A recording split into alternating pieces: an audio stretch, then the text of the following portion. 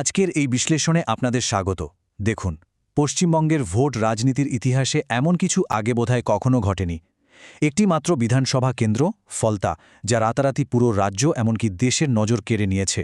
আজ আমরা একেবারে গভীরে গিয়ে বোঝার চেষ্টা করব ঠিক কী এমন হলো যার জন্য আস্ত একটা নির্বাচনকে ঘিরে এত বড় নজিরবিহীন একটা পদক্ষেপ নিতে হলো। চলুন সরাসরি একটা চমকপ্রদ সংখ্যা দিয়ে শুরু করা যাক। সংখ্যাটা হলো ১। হ্যাঁ, ঠিকই শুনেছেন, রাজ্যের রাজনৈতিক ইতিহাসে একেবারে প্রথমবার এমনটা ঘটল যেখানে একটি মাত্র বিধানসভা কেন্দ্রকে সাধারণ নির্বাচনের ফলাফল ঘোষণার প্রক্রিয়া থেকে সম্পূর্ণভাবে আলাদা করে দেওয়া হয়েছে। একটু ভেবে দেখুন, রাজ্যের বাকি সব আসনের ভোট গণনা যখন এক পথে হাঁটছে, ফলতা তখন একেবারে একা, সম্পূর্ণ আলাদা। আর এখান থেকেই আমরা আসছি আমাদের প্রথম মূল বিষয়, ফলতা নির্বাচন বাতিলের এই নজিরবিহীন সিদ্ধান্ত। এখানে সময়সূচির এই বিশাল তফাতটা একটু খেয়াল করুন। একদিকে ৪ মে রাজ্যের ২৯৩টি বিধানসভা কেন্দ্রের ভোট গণনা এগিয়ে চলেছে নিজের ছন্দে, আর অন্যদিকে ফলটার গণনা পিছিয়ে দেওয়া হয়েছে একেবারে ২৪শে মে পর্যন্ত। একই রাজ্যের নির্বাচনের ফলাফলের জন্য এই দুটো ভিন্ন তারিখে কিন্তু পরিষ্কার বুঝিয়ে দিচ্ছে যে ফলতার পরিস্থিতি ঠিক কতটা জটিল আকার ধারণ করেছিল। নির্বাচন কমিশন অবশ্য বলছে যে এই একটা মাত্র আসনের গণনা না হলে তার রাজ্যের সামগ্রিক ফলাফলে খুব একটা প্রভাব ফেলবে না। কিন্তু সত্যি বলতে কি, অঙ্কের হিসাবে এটা ছোট মনে হলেও গণতান্ত্রিক চর্চা আর রাজনৈতিক উত্তাপের দিক থেকে দেখলে এই একটা মাত্র ঘটনা মানুষের মনোযোগ কিন্তু সম্পূর্ণভাবে কেড়ে নিয়েছে। এবার চলুন দেখে নিই ঠিক কি কারণে এত বড় একটা পদক্ষেপ নেওয়া হলো। ২৯শে এপ্রিলের ভোটে আসলে কি হয়েছিল? অভিযোগগুলো কিন্তু বেশ মারাত্মক। ইভিএমের বোতাম রীতিমতো টেপ দিয়ে ঢেকে দেওয়ার মতো ভয়াবহ কারচুপি, সাধারণ ভোটারদের ব্যাপকভাবে ভয় দেখানো এবং বুথের ভেতরে তীব্র অনিয়ম। এক কথায় বলতে গেলে গণতান্ত্রিক প্রক্রিয়ার সম্পূর্ণ লঙ্ঘন। পরিস্থিতি এতটাই হাতের বাইরে চলে গিয়েছিল যে নির্বাচন কমিশনের কাছে গোটা নির্বাচন বাতিল করা ছাড়া আর কোনো রাস্তাই খোলা ছিল না। তবে প্রশাসনও কিন্তু চুপ করে বসে থাকেনি। এই ব্যাপক অরাজকতার পর অত্যন্ত দ্রুততার সাথে আইনি ব্যবস্থা নেওয়া হয়। যারা এই বিশৃঙ্খলার সাথে জড়িত ছিল, বিশেষ করে প্রার্থীর সহযোগীদের বিরুদ্ধে সরাসরি এফআইআর দায়ের করা হয়। এর মাধ্যমে একটা কড়া বার্তাও দেয়া হয় যে এই ধরনের গণতান্ত্রিক লঙ্ঘন কোনোভাবেই বরদাস্ত করা হবে না। পুরো পরিস্থিতিটা পরিষ্কারভাবে বুঝতে গেলে আমাদের ফলতার রাজনৈতিক সমীকরণটাও একটু বুঝতে হবে।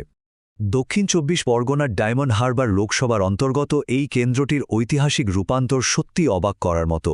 একসময় এটা ছিল আদ্যপান্ত বামফ্রন্টের শক্ত ঘাঁটি। তারপর ২০২১ সালে এটি তৃণমূল কংগ্রেসের দখলে আসে, কিন্তু এখন এই নির্বাচনে এসে এটি রীতিমতো একটা হাই ভোল্টেজ যুদ্ধক্ষেত্রে পরিণত হয়েছে। এখানে কংগ্রেস বা বামফ্রন্ট সেভাবে নেই, বরং লড়াইটা দাঁড়িয়েছে একেবারে সরাসরি তৃণমূল আর বিজেপির মধ্যে। আর এই তীব্র রাজনৈতিক দড়ি টানাটানির মাঝে আটকে পড়েছেন কারা জানেন? ফলতার প্রায় ২,৩৬,০০০ সাধারণ ভোটার। এই বিপুল সংখ্যক মানুষের গণতান্ত্রিক অধিকার আর নিরাপত্তা নিশ্চিত করাই এখন প্রশাসনের সবচেয়ে বড় মাথা ব্যথা। মাঠের লড়াইয়ের পাশাপাশি রাজনৈতিক কথার লড়াইও কিন্তু চরমে পৌঁছেছে। যেমনটা দেখতে পাচ্ছেন, তৃণমূল কংগ্রেসের অভিষেক বন্দ্যোপাধ্যায় বিজেপিকে সরাসরি চ্যালেঞ্জ করে বলেছেন তারা ১০ জন্মেও এখানে জিততে পারবে না। অন্যদিকে মমতা বন্দ্যোপাধ্যায়ও জয়ের ব্যাপারে ভীষণ আত্মবিশ্বাসী। এই মর্যাদার লড়াইয়ে কেউই কিন্তু ১ ইঞ্চি জমিও ছাড়তে রাজি নন। তবে এই সবকিছুর মধ্যে সোশ্যাল মিডিয়ায় শুরু হয়েছে আরেক ইন্টারেস্টিং বিষয়, যাকে নেটিজেনরা বলছেন সিংহম বনাম পুষ্পার লড়াই। ব্যাপারটা একেবারে সিনেমার মতো। একদিকে রয়েছেন কড়া আইপিএস পর্যবেক্ষক অজয় পাল শর্মা, যিনি সিআরপিএফ নিয়ে দুষ্কৃতীদের ধরতে ময়দানে নেমেছেন। মানুষ তাকে ডাকছে সিনেমার পুলিশ চরিত্র সিংহম বলে। আর ঠিক তার বিপরীতে রয়েছেন তৃণমূল প্রার্থী জাহাঙ্গীর খান, যিনি নিজেকে সিনেমার আরেক অদম্য চরিত্র পুষ্পার সাথে তুলনা করেছেন। ইন্টারনেটে এই দুয়ের তুলনা এখন রীতিমতো ভাইরাল। এই সিংহম স্টাইল পদক্ষেপকে সফল করতে নির্বাচন কমিশন কিন্তু নিরাপত্তার কোনো খামতি রাখেনি। বিপুল সংখ্যক সিআরপিএফ আর কেন্দ্রীয় বাহিনী দিয়ে গোটা এলাকাকে একেবারে দুর্গে পরিণত করা হয়েছে।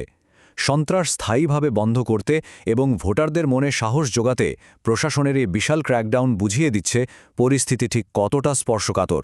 তাহলে এরপর কি? চলুন দেখে নিই আমাদের পরবর্তী আলোচনার বিষয়, ২১শে মের পদক্ষেপ। পুরো ঘটনাক্রমটা যদি একটু পর মিলিয়ে দেখি, তাহলে ব্যাপারটা দাঁড়ায় ঠিক এই রকম। শুরুটা হয়েছিল ২৯শে এপ্রিলের সেই ত্রুটিপূর্ণ ভোটের মাধ্যমে। এরপর ৪ মে যখন গোটা রাজ্য ২৯৩টি আসনের গণনা নিয়ে ব্যস্ত, ফলতা তখন অপেক্ষা করছে ২১শে মের জন্য। ওই দিন একচেটিয়াভাবে শুধুমাত্র এই কেন্দ্রটিতেই আবার নতুন করে ভোট গ্রহণ হবে। আর এই দীর্ঘ নাটকীয় যাত্রার চূড়ান্ত জবনিকা পতন হবে ২৪শে মে, ফলতার ভোট গণনার দিন।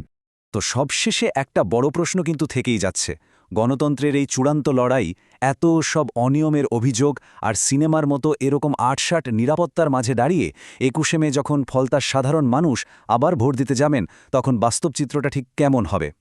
এর উত্তর কেবল ভবিষ্যতে দিতে পারবে। তোর এই ঘটনা যে রাজনৈতিক ইতিহাসের পাতায় পাকাপাকিভাবে জায়গা করে নিল, তা আর বলার অপেক্ষা রাখে না। আজকের এই বিশ্লেষণে আমাদের সাথে থাকার জন্য অনেক ধন্যবাদ।